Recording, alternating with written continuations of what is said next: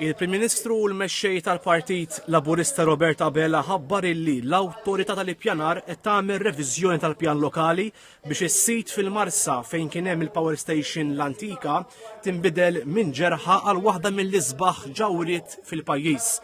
Fil-Marsa l-Prim Ministru irrefera għal eluq tal-Open Center u qal li l-Gvern żamma l-weda tiegħu li dan il-post jingħalaq mingħajr ma jinktefgħu piżijiet fuq komunitajiet oħrajn.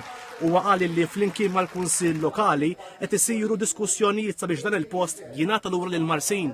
Hawnhekk huwa rrefera għal proġett ta' €1,000,000 ħalli tkun irrestawrata il-Marsa Tram Power Station sabiex din il-binja tinbidel f'mużew dwar l-istorja tat-tram f'Malta.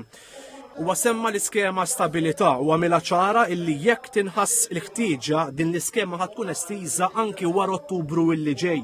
Hawnhekk semma l-ftehim illi sar b'investiment ta' €6,000,000 sabiex is-servizz tal-IVF jibda jingħata mill-privat għal koppji prospettivi illi qed jistennew illi jsiru ġenituri. Il-Prim Ministru tkellem ukoll dwar il-kaċċa u l-insipu qal li l-Gvern jemmen li min jipprattika dawn id-delizzi għandu dritt li jibqa' igawdihom. Hawnhekk il-Prim Ministru fakkar kif il-Partit Nazzjonalista kien daħak bil-kaċċaturi u n-nassaba meta wedhom li kien se jħares dawn id-delizzi. Il-Prim Ministru qal li il-Partit Nazzjonalista għal sena wara oħra kompla jikser il-liġi tal-finanzjament tal-partit staqsa kif dan l-aġir il-Partit Nazzjonalista jista' jqisu nnifsu bħala l-paladin tal-governanza it-tajba.